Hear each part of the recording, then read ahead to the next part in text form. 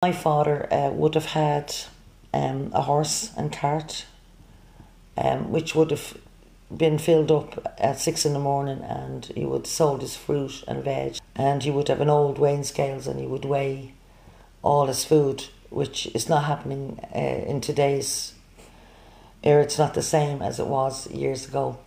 And then when the horse and cart went, then he would have had a van, and he would have went door to door in the van. And then when the supermarkets opened up, that was the end. He had to go back into the fruit market to actually stay in the fruit market to work, because there was no way he could sell his fruit and veg with the supermarkets. They took over. There was horses and carts. There was the fish market. Moore Street was a fantastic place. All your fruit was very reasonably priced.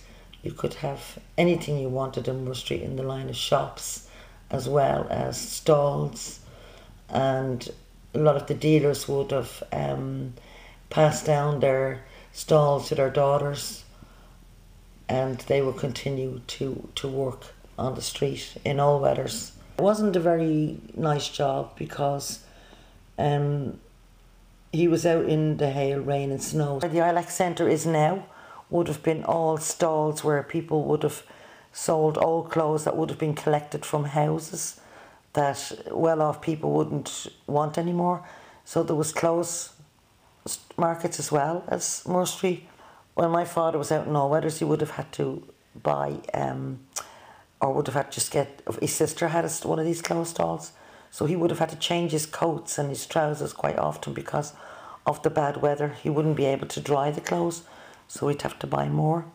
It was very cheap to just get an old overcoat, and if you were doing a run, sometimes you'd do a run from Dublin on a horse and cart all the way as far as Dalkey with flowers. The fruit market is probably changed a little bit, although the stalls in the market are basically the same. It was a fantastic place to be, was Moore Street.